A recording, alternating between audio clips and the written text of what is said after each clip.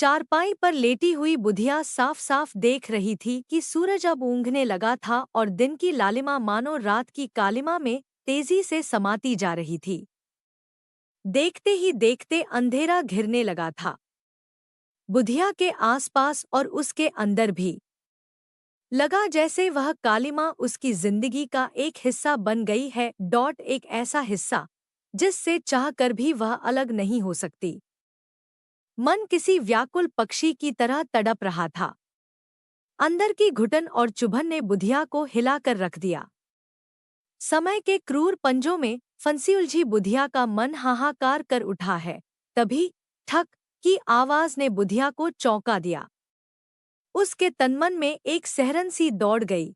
पीछे मुड़कर देखा तो दीवार का पलस्तर टूटकर नीचे बिखरा पड़ा था। माँ की तस्वीर भी खूंटी के साथ ही गिरी पड़ी थी, जो मलबे के ढेर में दबे किसी निरीह इंसान की तरह ही लग रही थी। बुधिया को पुराने दिन याद हो आए, जब वह माँ की आंखों में वही निरीहता देखा करती थी। शाम को बापू जब दारू के नशे में धुत घर पहुंचता था तो माँ की छोटी सी गलती पर भी बरस पड़ता था और पीटते पीटते बेदम कर देता था। एक बार जवान होती बुधिया के सामने उसके जालिम बाप ने उसकी माँ को ऐसा पीटा था कि वह घंटों बेहोश पड़ी रही थी। बुधिया डरी सहमी सी एक कोने में खड़ी रही थी, उसका मन भीतर ही भीतर करा उठा था। बुधिया को याद है, उस दिन उसकी माँ खेत पर गई हुई थी धान की कटाई में। तभी धड़ाक की आवाज के साथ दरवाजा खुला था और उसका दारूखोर बाप अंदर दाखिल हुआ था। आते ही उसने अपनी सिंदूरी आंखें बुधिया के ऊपर ऐसे गड़ा दी थी मानो वह उसकी बेटी नहीं, महज एक देह हो। बापू, बस इतना ही निकल पाया था बुधिया की जबान से। हाँ। सुन बुधिया, बापू जैसे आपे से बाहर होकर बोले थे, यह दारू की बोतल रख दे। जी अच्छा। किसी मशीन की तरह बुधिया ने सिर हिलाया था और दारू की बोतल अपने बापू के हाथ से लेकर कोने में रख आई थी। उसकी आंखों में डर की रेखाएं खिंच आई थी। तभी बापू की आवाज किसी हथौड़े की तरह सीधे उसे आकर लगी थी। बुधिया, वहां खड़ी खड़ी क्या देख रही है? यहाँ आकर बैठ मेरे पास। बुधिया को तो जैसे काटो तो खून नहीं। उसकी सांसें तेज तेज चलने लगी थी, धौंकनी की तरह। उसका मन तो किया था कि दरवाजे से बाहर भाग जाए, लेकिन हिम्मत नहीं हुई थी। उसी पल बापू की गरजदार आवाज गूंजी थी। बुधिया, न चाहते हुए भी बुधिया उस तरफ बढ़ चली थी, जहां उसका बाप खटिया पर पसरा हुआ था।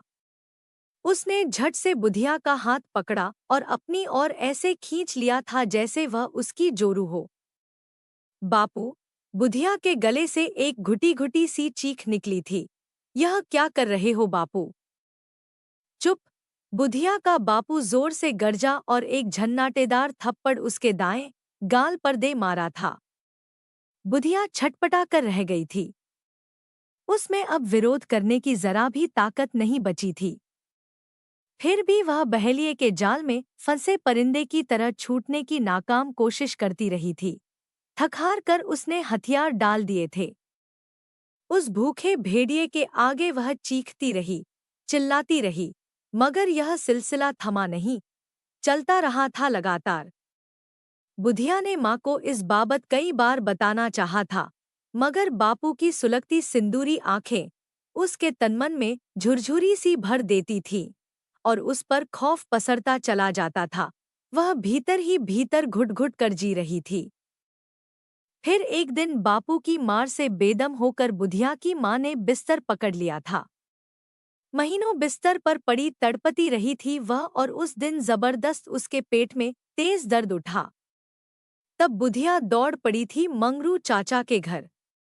मंगरू चाचा को झाड़फूंक में महारत हासिल थी। बुधिया से आने की वजह जानकर मंगरू ने पूछा था, तेरे बापू कहाँ हैं? पता नहीं चाचा, इतना ही कह पाई थी बुधिया। ठीक है, तुम चलो, मैं आ रहा हूँ।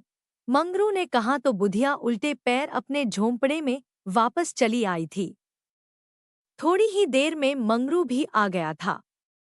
उसने आते ही झाड़ फूंक का काम शुरू कर दिया था, लेकिन बुधिया की मां की तबीयत में कोई सुधार आने के बजाय दर्द बढ़ता गया था। मंगरू अपना काम करके चला गया और जाते जाते कह गया, बुधिया, मंत्र का असर जैसे ही शुरू होगा, तुम्हारी मां का दर्द भी कम हो जाएगा। तू चिंता मत कर। बुधिया को लगा जैसे मंगरू चाचा ठीक ही कह रहा है। वह घंटों इंतजार करती रही, लेकिन न तो मंत्र का असर शुरू हुआ और न ही उसकी मां के दर्द में कमी आई। देखते ही देखते बुधिया की मां का सारा शरीर बर्फ की तरह ठंडा पड़ गया।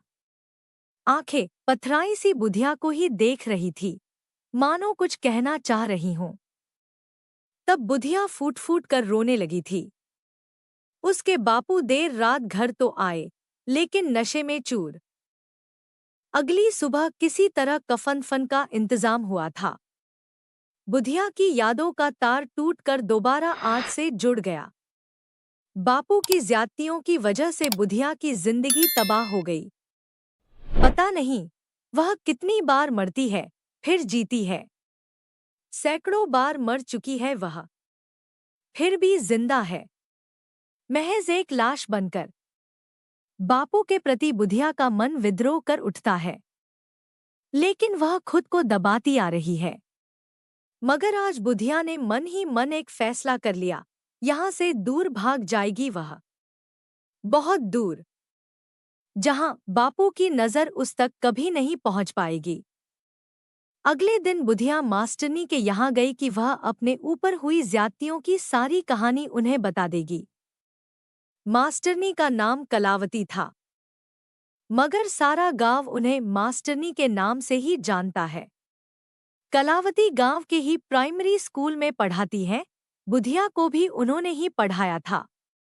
यह बात और है कि बुधिया 2 जमात से ज्यादा पढ़ नहीं पाई थी। क्या बात है बुधिया? कुछ बोलो तो सही। जब से तुम आई हो, तब से रोए जा रही हो। आखिर बात क्या हो गई? मास्टरनी ने पूछा तो बुधिया का गला भर आया। उसके मुंह से निकला, मास्टरनी जी, हाँ हाँ, बताओ बुधिया, मैं वादा करती हूँ तुम्हारी मदद करूंगी। मास्टरनी ने कहा तो बुधिया ने बताया, मास्टरनी जी, उसने हमको खराब किया, हमारे साथ गंदा काम। सुनकर मास्टरनी की भौहें तन गईं। वे बुधिया की बात बीच में ही काट कर बोली, किसने किया तुम्हारे साथ गलत काम? बापू ने। और बुधिया सब कुछ सिलसिलेवार बताती चली गई।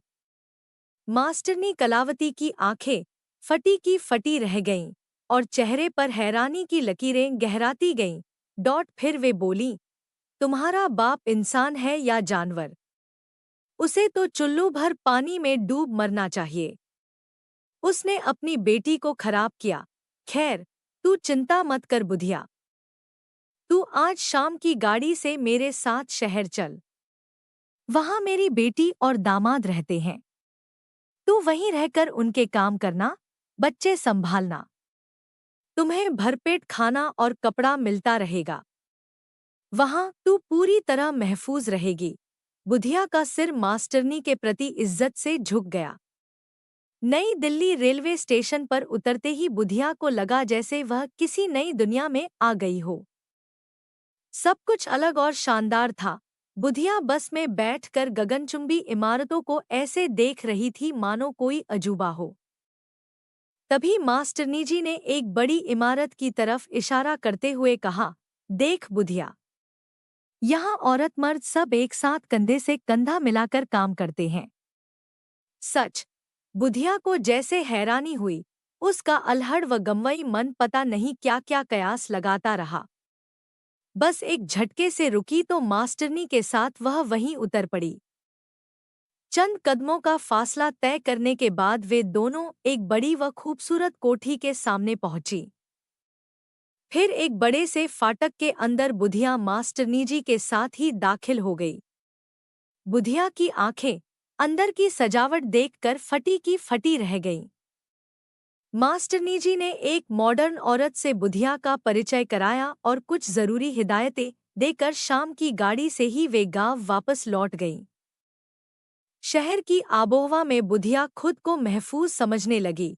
कोठी के चारों तरफ खड़ी कंक्रीट की मजबूत दीवारें और लोहे की सलाखें उसे अपनी हिफाजत के प्रति आश्वस्त करती थी। बेफिक्री के आलम से गुजरता बुधिया का भरम रेत के घरौंदे की तरह भरभरा कर तब टूटा जब उसे उस दिन कोठी के मालिक हरिशंकर बाबू ने मौका देखकर अपने कमरे में बुलाया और देखते ही देखते भेड़िया बन गया। बुधिया को अपना दारूबाज बाप याद हो आया। नशे में चूर, सिंदूरी आंखें और उनमें कुलबुलाते वासना के कीड़े, कहाँ बचा पाई बुधिया उस दिन भी खुद को हरिशंकर बाबू के आगोश से। कंक्रीट की दीवारें और लोहे की मजबूत सलाखों को अपना सुरक्षा घेरा मान बैठी बुधिया को अब वह छलावे की तरह लगने लगा। और फिर एक रात उसने देखा कि नितिन और श्वेता अपने कमरे में अमरबेल की तरह एक दूसरे से लिपटे बेजा हरकतें कर रहे थे। टेलीविजन पर किसी गंदी फिल्म के बेहुदा सीन चल रहे थे। ये दोनों सगे भाई बहन हैं या? बुदबुदाते हुए बुधिया अपने कमरे में चली आई। सुबह हरिशंकर बाबू की पत्नी अपनी बड़ी बेटी को समझा रही थी, देख, कॉलेज जाते वक्त सावधान रहा कर। दिल्ली में हर दिन लड़कियों के साथ छेड़छाड़ व बलात्कार की वारदातें बढ़ रही हैं। तू जब जब बाहर निकलती है तो मेरा मन घबराता रहता है। पता नहीं क्या हो गया है इस शहर कोड़ोट। बुधिया छोटी मालकिन की बातों पर मन ही मन हंस पड़ी। उसे सारे रिश्ते नाते बेमानी लगने लगे। वह जिस घर को, जिस शहर को अपने लिए महफूज समझ रही थी, वही उसे महफूज नहीं लग रहा था। बुधिया के सामने एक अबूझ सवाल तलवार की तरह लटकता सा लगता था कि क्या औरत का मतलब देह है? सिर्फ देह?